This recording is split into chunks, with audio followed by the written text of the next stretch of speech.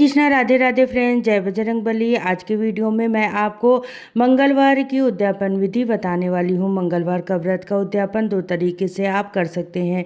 दोनों ही तरीके आज के वीडियो में मैं आपके साथ शेयर करूँगी। तो देखिए, जिस दिन भी आप मंगलवार के व्रत का उद्यापन करेंगी, जितने व्रत का आपने संकल्प ले रखा है, जैसे वो व्रत पूरे हो जाएंगे तब हमें मंगलवार के व्रत का उद्यापन करना होता है। जैसे अधिक मास में अब की जेठ के महीने में हमको 8 मंगलवार मिले हैं, तो 8 मंगलवार का हमें उद्यापन करना है 23 जून को। तो जैसे आपने 21 व्रत का संकल्प लिया है, तो 21 व्रत जो व्रत होंगे 21 वो व्रत के दिन आपको उद्यापन करना होगा। तो देखिए, जिस दिन आप उद्यापन करेंगी, आप एक लाल रंग की चौकी बिछा लें, उस पर लाल रंग का वस्त्र बिछाएं। उसके ऊपर आप हनुमान जी की मूर्ति या फोटो, जो भी हनुमान जी का स्वरूप आपके पास है, आप उनकी प्रतिमा को वहाँ पर विराजमान करें। उसके बाद आप गणेश जी को भी जरूर से विराजमान करें, क्योंकि गणेश जी जब भी कोई पूजा होती है तो सर्वप्रथम गणेश जी की पूजा हमें साथ में ही करते हैं। और देखिए, हनुमान जी का जब हम पूजन करेंगे तो श्री रामचंद्र जी का भी पूजन हमें जरूर करना होता है। अगर आपके पास श्री रामचंद्र जी की फोटो या मूर्ति है तो आप उन्हें विराजमान कर लीजिए। नहीं तो मैंने तो जो मूर्ति ली है, जो फोटो है, उसी में हमारे हनुमान जी के सीने पे रामचंद्र जी बने हुए हैं, तो वहाँ पर आप रामचंद्र जी का पूजन कर सकते हैं। देखिए, इसके बाद हम हनुमान जी को वस्त्र चढ़ाएंगे। आप चमेली का दिया भी जला सकते हैं, चमेली की तेल का दिया जला लीजिए, या तो आप फिर देसी घी का भी दिया जला सकते हैं। उसके बाद हम वस्त्र रूपी जनेऊ या वस्त्र रूपी कलावा आपके पास हो, आप वो चढ़ा सकते हैं। लाल रंग के वस्त्र भी समर्पित कर सकते हैं। लाल रंग के वस्त्र नहीं है तो फिर आप जनेऊ समर्पित कर सकते हैं।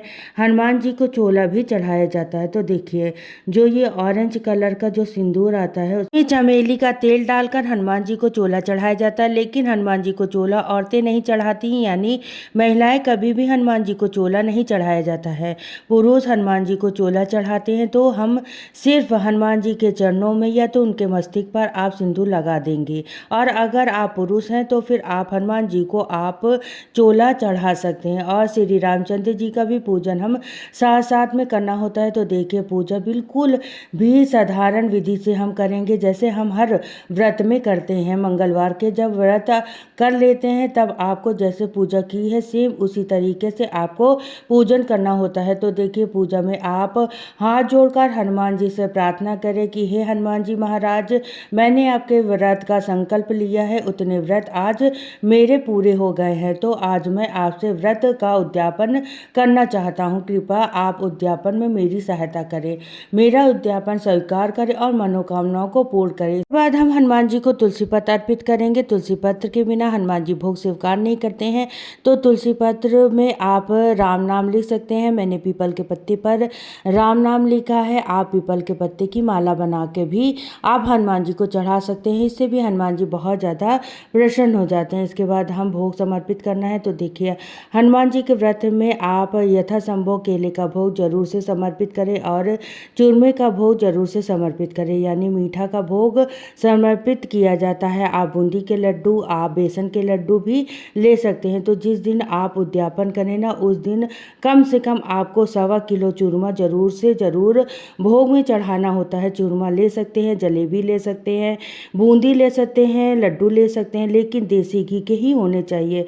यह आपकी सामर्थ्य पर डिपेंड करता है कि आपको कितना भोग चढ़ाना है। भोग समर्पित करने के बाद आप हनुमान जी से हनुमान चालीसा आप पढ़ सकते हैं। उनके सामने हनुमान जी की आरती करें। और अगर आप सुंदरकांड का पाठ करना चाहते हैं तो आप, बहुत अच्छी बात है, सुंदरकांड का पाठ कीजिएगा। इसके बाद देखिए, पूजा हम ऐसे कर लेंगे। इसके बाद हम उद्यापन के लिए पहले जो तरीका है वो यह है कि आप 7, 9, 11, 21 जितने भी आपका सामर्थ्य हो उतने लड़कों को आप बुलाकर घर पर भोजन कराएं। उनको लाल रंग का वस्त्र या दक्षिणा देकर विदा करें। भोजन में आपको मीठा भोजन भी कराना है, नमक का भोजन नहीं कराया जाता है। और चूरमा, बूंदी, जलेबी, लड्डू, इस तरीके का भोजन आपको उन्हें कराना है। तो एक तो तरीका यह हो गया कि आप 7 लड़कों को या 11 या 9 जितने भी आपके बन पड़ते हैं उतने लड़कों को घर पर बुलाकर भोजन कराएं। तो आप लाल रंग का वस्त्र अर्पित करें, दक्षिणा दें और फिर उनसे आशीर्वाद लेकर उन्हें विदा करें। एक तो हम इस तरीके से हनुमान जी का व्रत का उद्यापन करते हैं। जो दूसरा तरीका है वो यह है कि अगर आप घर पर लड़कों को बुलाकर भोजन नहीं करा पाते हैं तो जिस दिन आपके व्रत पूर्ण हो जाए उस दिन पहले घर पर आप पूजा कर ले। उसके बाद जो भी हनुमान जी का मंदिर आपके आसपास है उस मंदिर में जाकर हनुमान जी को चोला चढ़ाएं। ध्यान रखें कि महिलाएं चोला नहीं चढ़ाती। अगर आप महिला हैं तो फिर आप घर के किसी भी पुरुष से चोला चढ़वा सकती है या मंदिर में पुजारी से भी चोला चढ़वा सकती है। चोला चढ़वाइए। चोला आप कपड़े का भी चढ़ा सकते हैं, लाल कपड़े का भी आप रेशमी जो चोला बनवा कर भी आप चढ़ा सकते हैं वो चढ़ा दीजिएगा। या फिर आप जो ऑरेंज सिंदूर आता है उससे चमेली का तेल मिलाकर उससे चोला चढ़ा सकते हैं। बाद आप हनुमान जी से प्रार्थना करें कि हे हनुमान जी, मैंने आपके व्रत पूर्ण कर लिया है, अब मैं आपके व्रत का उद्यापन करना चाहती हूँ, तो कृपा करके आप उद्यापन स्वीकार करें और मेरी मनोकामनाओं को पूर्ण करें। ये कहकर आप प्रसाद चढ़ाएं। प्रसाद में आपको मीठा प्रसाद चढ़ाना है। जैसे कि मैंने आपको बताया कि आप लड्डू चढ़ा सकते हैं, बेसन के लड्डू चढ़ा सकते हैं, चूरमे के लड्डू चढ़ा सकते हैं, मोदक चढ़ा सकते हैं, जलेबी चढ़ा सकते हैं, मूढ़ी चढ़ा सकते हैं। कम से कम उद्यापन वाले दिन 1.25 किलो तो आपको जरूर लड्डू चढ़ाने हैं।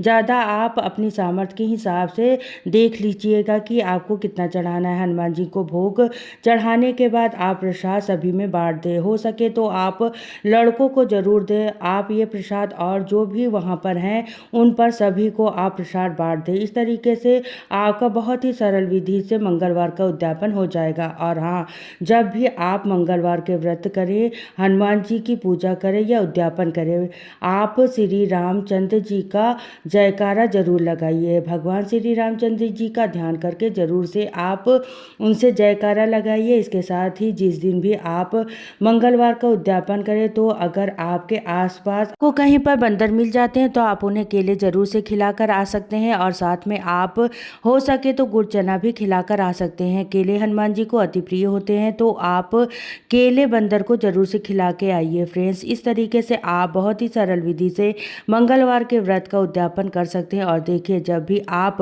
मंगलवार का व्रत शुरू करें तो शुक्ल पक्ष के मंगलवार से व्रत शुरू करें। फ्रेंड्स, मंगलवार के व्रत के उद्यापन की ये सरल विधि अगर आपको पसंद आई हो तो वीडियो को लाइक कर देना और मेरे चैनल को सब्सक्राइब कर लीजिएगा। फिर मिलती हूँ नेक्स्ट वीडियो में और मेरी वीडियो देखने के लिए आप सभी को बहुत बहुत धन्यवाद। फिर मिलती हूँ नेक्स्ट वीडियो में।